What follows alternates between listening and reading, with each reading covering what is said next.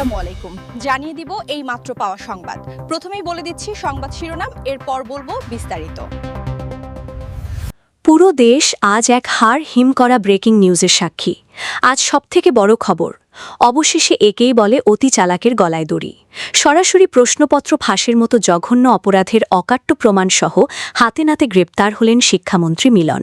কিন্তু এই গ্রেপ্তারের পেছনে লুকিয়ে থাকা আসল ধামাকা হল বঙ্গভবনের নির্দেশে কিভাবে মধ্যরাতে কমান্ডো অভিযানে শিক্ষামন্ত্রীর বাসভবন থেকে উদ্ধার হল কোটি কোটি টাকা আর গোপন নথি।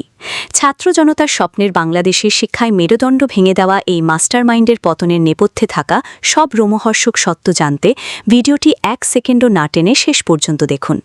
আরও জানাব, খুলনার দৌলতপুর জুট মিলে বকেয়া বেতনের দাবিতে শ্রমিকদের অবস্থান ধর্মঘট, চরম দুর্ভোগে পরিবার নিয়ে দিশেহারা শত শত শ্রমিক।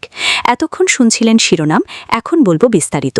তাই ভিডিওটিতে একটি লাইক দিয়ে চ্যানেলটা সাবস্ক্রাইব করে সম্পূর্ণ ভিডিওটা মনোযোগ দিয়ে দেখতে থাকুন। পুরো দেশ আজ এক হাড় হিম করা ব্রেকিং নিউজ আর অবিশ্বাস্য এক পতনের সাক্ষী হতে যাচ্ছে। কারণ আজ সবথেকে বড় খবর আমাদের হাতে এসেছে। অবশেষে একেই বলে অতি চালাকের গলায় দড়ি। সরাসরি প্রশ্নপত্র ফাঁসের মতো জঘন্য অপরাধের অকাট্য প্রমাণ আর কোটি কোটি টাকার কেলেঙ্কারির দায়ে আজ মধ্যরাতে এক রুদ্ধশ্বাস অভিযানে গ্রেফতার হলেন শিক্ষামন্ত্রী মিলন। রাজনীতির অন্দরমহলে যখন সবাই ভাবছিল তিনি ধরাছোঁয়ার বাইরে, ঠিক তখনই দাবা সব খুঁটি উল্টে দিয়ে আইন শৃঙ্খলা রক্ষাকারী বাহিনী এমন এক ঝটিকা অভিযান চালিয়েছে যা দেখে পুরো জাতি আজ স্তব্ধ হয়ে গেছে। কিন্তু সবথেকে চাঞ্চল্যকর খবর হল, শিক্ষামন্ত্রীর এই পতন কেবল একটি গ্রেফতারের ঘটনা নয়, বরং এর পিছনে লুকিয়ে আছে এক বিশাল সিন্ডিকেট আর শিক্ষার মেরুদণ্ড ভেঙে দেওয়ার ভয়ঙ্কর এক ব্লুপ্রিন্ট।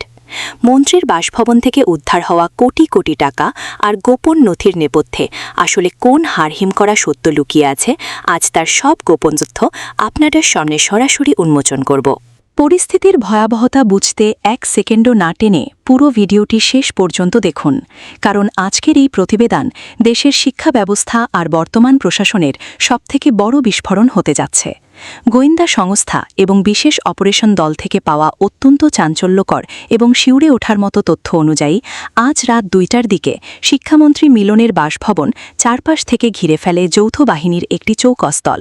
দীর্ঘ কয়েক ঘণ্টার রুদ্ধশ্বাস তল্লাশিতে মন্ত্রীর অক্ষেব্য পণ ড্রয়ার এবং আলমারি থেকে উদ্ধার হয়েছে কয়েক বস্তা নগদ টাকা এবং আসন্ন পরীক্ষার কয়েক সেট অরিজিনাল প্রশ্নপত্র। এই অকাট্য প্রমাণ পাওয়ার পর মন্ত্রীকে কোনো সুযোগ না দিয়েই হাতকড়া পরিয়ে সরাসরি বিশেষ দপ্তরে নিয়ে যাওয়া হয়েছে। বিশ্বস্ত সূত্র বলছে, দীর্ঘ কয়েক বছর ধরে একটি বিশেষ চক্রের মাধ্যমে তিনি প্রশ্নপত্র বিক্রি করে শত শত কোটি টাকা হাতিয়ে নিয়েছেন এবং সাধারণ মেধাবী শিক্ষার্থীদের ভবিষ্যৎ নিয়ে ছিনিমিনি খেলেছেন।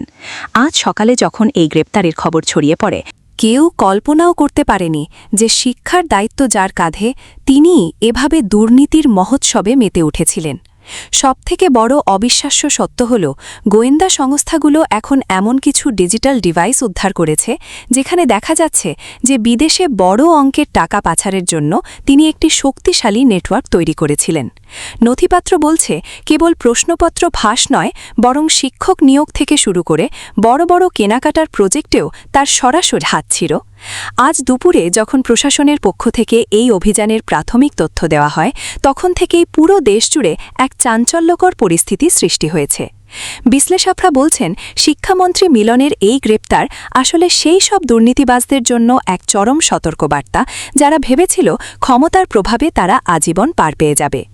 রাজধানীর প্রতিটি মোড়ে আজ একটাই আলোচনা, শিক্ষার মতো পবিত্র জায়গায় আর কত গভীর পর্যন্ত এই দুর্নীতির শিকড় ছড়িয়ে আছে।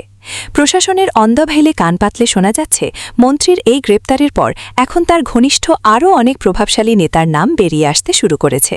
অনেক উচ্চপদস্থ কর্মকর্তা এখন এই কঠোর অভিযান দেখে আতঙ্কে গা ঢাকা দেওয়ার চেষ্টা করছেন। সরকারের পক্ষ থেকে জানানো হয়েছে যে ছাত্র জনতার এই নতুন বাংলাদেশে মেধাবীদের সাথে আর কোনো অন্যায় হতে দেওয়া হবে না এবং এই প্রশ্নপত্র ফাঁসের সিন্ডিকেটের শেষ মাথা পর্যন্ত খুঁজে বের করা হবে। সাধারণ মানুষ আজ স্তব্ধ হয়ে দেখছে যে কিভাবে একবেলার মধ্যে দেশের একজন প্রভাবশালী মন্ত্রীর মুখোশ খুলে গেল এবং দুর্নীতির এক কালো ইতিহাস জাতির সামনে উন্মোচিত হল। বর্তমানে মন্ত্রীর বাসভবনের নিরাপত্তা কয়েক গুণ বাড়ানো হয়েছে এবং জব্দকৃত নথিপত্র নিয়ে গভীর তদন্ত শুরু হয়েছে। বর্তমানে সারা দেশে এক ভয়াবহ থমথমে পরিস্থিতি বিরাজ করছে এবং শিক্ষামন্ত্রী মিলনের পরবর্তী শাস্তি নিয়ে চলছে চুলচেরা বিশ্লেষণ। আজকের এই বিশেষ প্রতিবেদনে আমরা প্রশ্নপত্র ফাঁসের দায়ে তার গ্রেফতার এবং উদ্ধার হওয়া কোটি কোটি টাকার নেপথ্য সব অন্ধকার সত্য আপনাদের সামনে তুলে ধরলাম।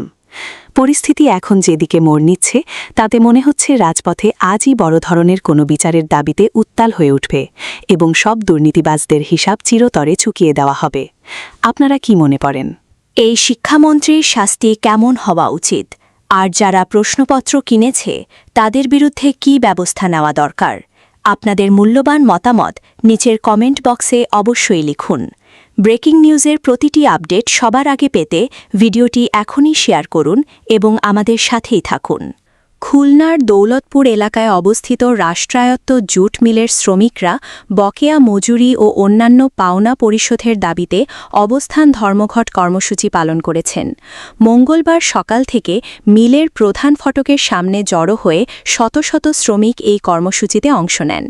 দীর্ঘদিন ধরে বেতন, ওভারটাইম বিল এবং অন্যান্য আর্থিক সুবিধা বকেয়া থাকায় তারা চরম আর্থিক সংকটে পড়েছেন বলে অভিযোগ করেন। শ্রমিকদের দাবি, বারবার কর্তৃপক্ষের কাছে আবেদন জানানো হলেও এখনও পর্যন্ত কোনো কার্যকর পদক্ষেপ নেওয়া হয়নি, ফলে বাধ্য হয়েই তারা আন্দোলনের পথ বেছে নিয়েছেন। অবস্থান ধর্মঘটে অংশ নেওয়া শ্রমিকরা জানান, অনেকেই কয়েক মাস ধরে নিয়মিত বেতন পাচ্ছেন না। এতে পরিবার পরিজন নিয়ে মানবেতর জীবনযাপন করতে হচ্ছে তাদের। বাজারে দ্রব্যমূল্যের ঊর্ধ্বগতির কারণে পরিস্থিতি আরও কঠিন হয়ে উঠেছে। শ্রমিকদের একজন বলেন, আমরা কাজ করি কিন্তু ন্যায্য মজুরি পাই না। আমাদের সন্তানদের পড়াশোনা বন্ধ হয়ে যাচ্ছে, সংসার চালানো অসম্ভব হয়ে পড়েছে। তারা দ্রুত বকেয়া পরিশোধ এবং নিয়মিত বেতন প্রদানের নিশ্চয়তা দাবি করেন। অন্যদিকে মিল কর্তৃপক্ষের পক্ষ থেকে জানানো হয়েছে যে আর্থিক সংকট এবং উৎপাদন কার্যক্রমে বিভিন্ন সমস্যার কারণে সময়মতো শ্রমিকদের বেতন পরিশোধে বিলম্ব হচ্ছে। তবে বিষয়টি সমাধানের জন্য সংশ্লিষ্ট ঊর্ধ্বতন কর্তৃপক্ষের সঙ্গে আলোচনা চলছে বলেও তারা উল্লেখ করেন। কর্তৃপক্ষের একজন কর্মকর্তা বলেন, আমরা শ্রমিকদের সমস্যার বিষয়ে অবগত আছি এবং দ্রুত সমাধানের চেষ্টা করছি। এদিকে শ্রমিক সংগঠনের নেতারা বলেন, যদি দ্রুত বকেয়া পরিশোধের সুনির্দিষ্ট আশ্বাস না দেওয়া হয় তাহলে তারা আরও কঠোর কর্মসূচির দিকে যেতে বাধ্য হবেন। তারা শান্তিপূর্ণভাবে আন্দোলন চালিয়ে যাওয়ার কথা জানালেও প্রয়োজনে কর্মবিরতি বা বৃহত্তর আন্দোলনের হুঁশিয়ারিও দেন।